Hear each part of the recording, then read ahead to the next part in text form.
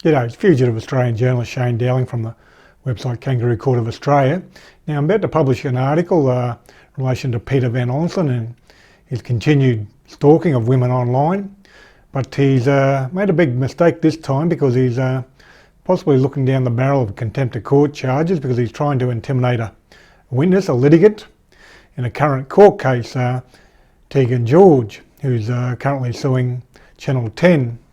I don't know if it's for unfair dismissal, but certain workplace claim. And one of the key witnesses is going to be Peter Van Onselen. Now he's aware of that. He's also aware that Tegan George is currently in hospital for what I understand are stress-related issues from a previous employment or current employment at Channel 10.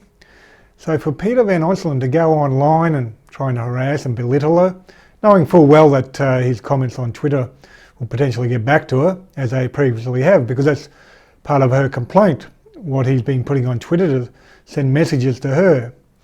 So he's looking like he could end up on criminal charges, contempt of court, attempting to avert the course of justice, trying to intimidate a witness.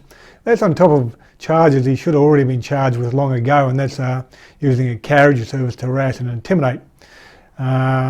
He's used Twitter for a fairly lengthy time, at least the last 6 to 8 months, to stalk and harass Gemma Carey, who he threatened with defamation. She apologised, deleted a tweet, blocked him. He kept on accessing her tweets. He is obviously using a second account, taking screenshots and then tweeting derogatory comments about her and her doctor, etc. Very grubby stuff. He's done similar in relation to Grace Tame. He's attacked her, he's tried to stalk her, in effect, on social media. Not just social media. He wrote an article back in January 25th, attacking her for her not smiling when she met Prime Minister Scott Morrison back on Australia Day. Now, the problem there he's got is recent tweets in end of March and April. He suggests, or he says, that he's had a grudge against Grace Tame from last year, from October, November last year, when Grace Tame defended Gemma Carey. We didn't defend her so much. She helped in relation to her fundraising to help raise funds for legal expenses in relation to the legal threat, defamation threat from Peter Van Onselen. So if Peter Van Onselen has had a grudge against Grace Tame since October, November last year, why was he writing a hit piece on her on Australia Day this year, the 25th of January 2022? So 3 or 4 months at least he was holding a grudge against her. On Australia Day he jumped on the bandwagon, News Corp unleashed the dogs, and they all attacked the one person at the same time when the word comes down the line. In this instance they attacked Grace Tame because she embarrassed one of their assets, which was Prime Minister Scott Morrison, who's been feeding tax breaks and grants to News Corp over the last 3 or 4 years. So they unleashed the dogs to attack Grace Tame, and Peter Van Onselen obeyed the direction. He jumped on board and attacked her as well, writing a trivial, dribbly article, calling her immature and a child, etc. But given he's recently admitted, or after that, in March, April this year, he's admitted having a grudge against her, Grace Tame, since at least October, November 2021 when she supported Gemma Carey. He shouldn't have been writing that article on the 25th of January attacking Grace Tame, or he should have at least made a declaration, hey, I've got a grudge against this lady. But he didn't. So he's got a lot of questions to answer on a lot of issues, Peter Van Onselen. But the article's going to cover a lot of ground. It'll have links to 2 previous articles I've written about Peter Van Onselen. One from early November 2021 in relation to his attacks on Gemma Carey, and also the article I wrote, I think it was the 2nd of April this year, in relation to his fight with Grace Tame on Twitter, and him claiming to be a child sex abuse survivor, which I don't believe. And I make out my case in that article. Now, after I published the article, a couple journalists, or at least Kate McClimate and some other clown who claims he's a journalist, decided to go on a personal jihad against me and attack me.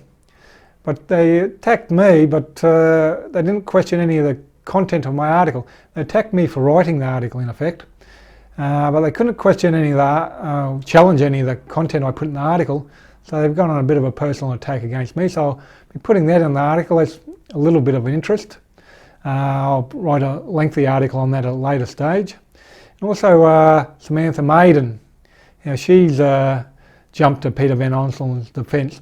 It's interesting that Samantha Maiden and Kate McClymont, they're both trying to make out they're defenders of women and defenders of women who have been abused.